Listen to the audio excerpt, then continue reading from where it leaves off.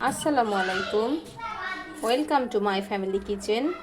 আজ আমি আপনাদের তৈরি করে দেখাবো বোঁদিয়া।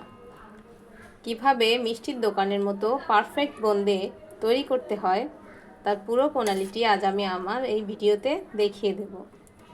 আপনি যদি আমার এই ভিডিওর পুরো টিপসগুলো ফলো করেন তাহলে আপনার বোঁদেগুলো এরকম দোকানের মতো পারফেক্ট হবে। তো চলুন দেখে নেওয়া যাক কীভাবে আমি এরকম সুন্দর বোঁদে তৈরি করেছি। তার উপর একটা চাল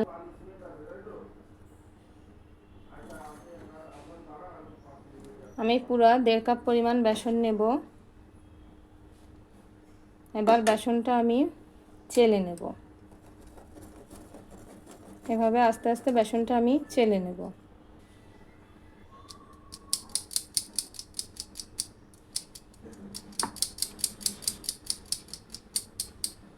সম্পূর্ণ বেসনটা চালা হয়ে গেল। বেসনটা একেবারে সুন্দর করে চালা হয়ে গেছে। এখন আমি একটা বড় পাত্র নেব। পানি মিশাবো।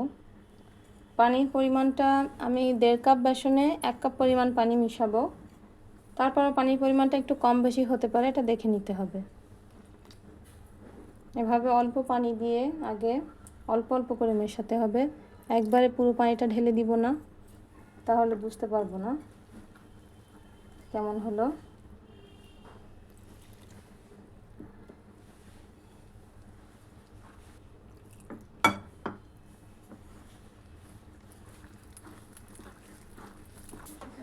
আমি 1 কাপ পানি দিয়েছি, কিন্তু এখনো এটা হয়নি। দেখেন এখনো শক্ত আছে, তাহলে আরও সামান্য একটু পানি দিতে হবে। আর সামান্য একটু পানি দেব, খুব বেশি পানি না, 2 টেবিল চামচের মতো পানি দিলাম।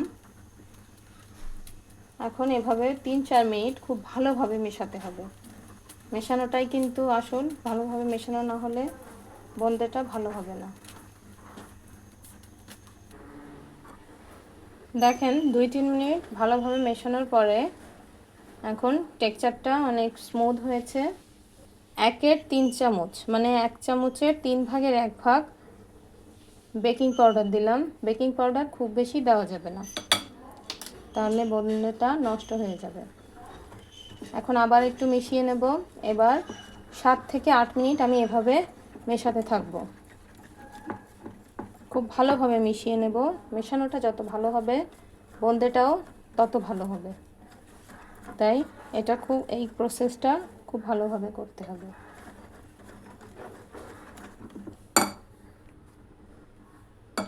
সাত থেকে 8 মিনিট ভালোভাবে মিশিয়ে নেওয়ার পরে এখন দেখুন, আপনারা বুঝবেন কিভাবে পারফেক্ট হয়েছে।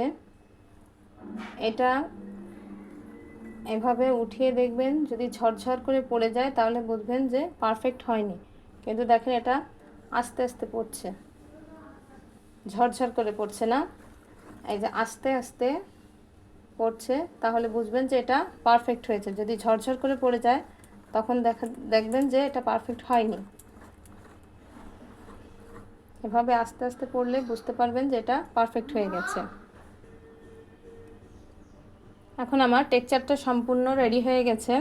এখন আমি এটা আধা ঘন্টা, কমপক্ষে আধা ঘন্টা ঢেকে রাখবো।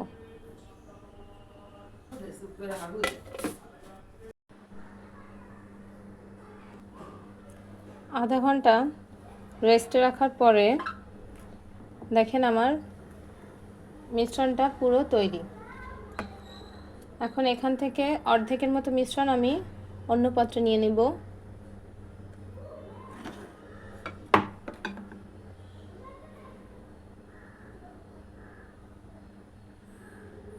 আমি 2 কালারের বোঁদে তৈরি করব, তাই অর্ধেক মিশ্রণটা অন্য পাত্রে নিয়ে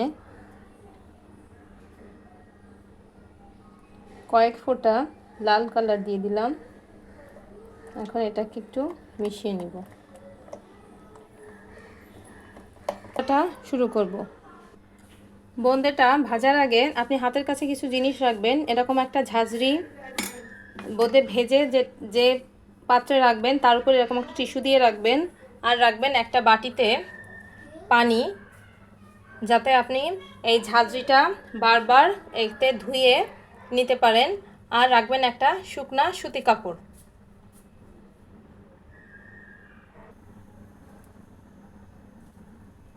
তেলটা যখন মিডিয়াম গরম হবে তখন আমি বোঁদেটা ভাজা শুরু করব। দেখেন আমার তেলটা মিডিয়াম গরম হয়ে গেছে এবং আমার চুলার আঁচও থাকবে মিডিয়াম।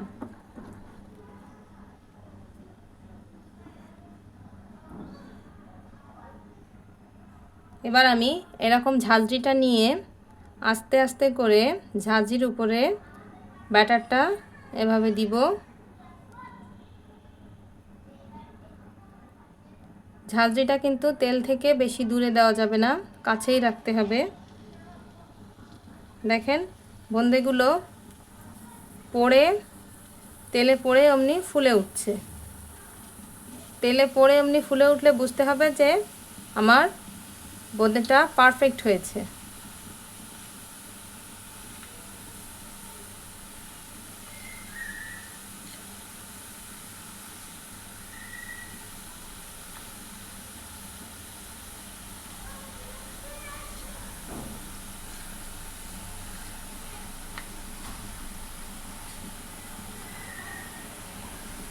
আমার বোঁদেগুলো ভাজা হতে থাক, তার ভিতরে আমি এই ঝাঁঝরিটা পরিষ্কার করে নেব।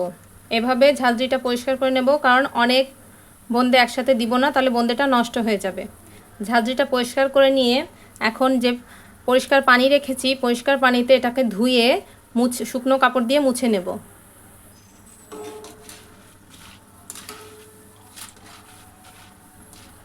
দেখেন আমার বোঁদেগুলো প্রায় ভাজা হয়ে গেছে। অনেক বেশি লাল লাল ভাজবো না, খুব বেশি কড়া হবে না।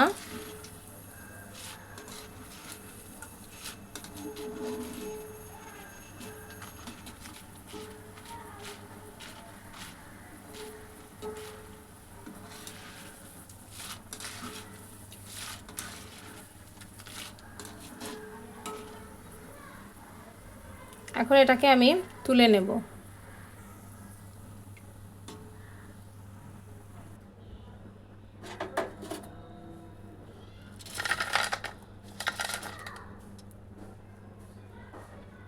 এখন আমি আবার একবার আপনাদের ভাজি করে দেখাচ্ছি।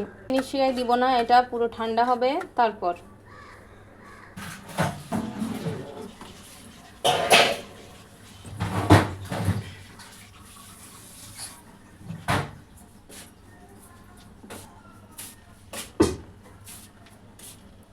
এবার লাল কালারের বোঁদেটা দেব, কিন্তু একটা জিনিসই খেয়াল রাখবেন, আমি যতবারই দিয়েছি আমি ঝাঁঝরিটা পরিষ্কার করে নিয়ে শুকনো কাপড় দিয়ে মুছে নিয়েছি।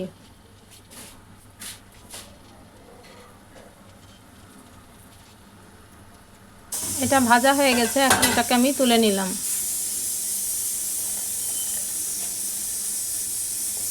কোনো বোঁদে ভাজা হয়ে গেছে, দেখেন কেমন ভেজেছি। চাপ দিলে এটা ভেঙে যাচ্ছে, এরকম ভেজেছি। অনেক শক্ত ভাজা যাবে না, চাপ দিলে ভেঙে যাবে, এভাবে ভাজতে হবে। এখন আমি শিরা তৈরি করব। মনে রাখবেন বোঁদেটা পুরোটা ভাজা হয়ে যাওয়ার পরে ঠান্ডা করে তারপর শিরা দিতে হবে। আগে বোঁদেটা ভেজে তুলে নেবেন, তারপরে শিরাটা তৈরি করবেন। এবার একটা বড় পাত্রে নিয়ে নিলাম 2 কাপ পরিমাণ চিনি। 2 কাপ চিনিতে 1.5 কাপ পরিমাণ পানি দেব।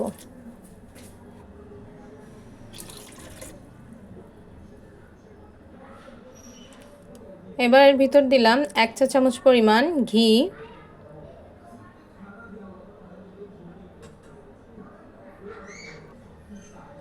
আর হাফ টেবিল চামচ পরিমাণ গোলাপ জল। এতে আর এর ফ্লেভারটা অনেক সুন্দর আসবে। এবার গ্যাসের চুলাটা অন করে হাইতে রেখে চিনিটাকে গলিয়ে নিতে হবে। এভাবে চিনিটাকে গলিয়ে নেব। যখন দেখবেন চিনিটা পুরোটা গলে গেছে, তখনই হাফ লেবুর রস দিয়ে দেবেন, তাহলে চিনিটা পরে জমবে না। চাইলে আপনারা 1 চামচ ভিনেগারও দিতে পারেন, কিন্তু আমি এখানে লেবুর রসটা ব্যবহার করেছি। মাত্র একটা বলক উঠলেই আমি কিন্তু এটাকে বন্ধ করে দেব। আমার চিনির শিরাটা খুব বেশি ঘন হবে না।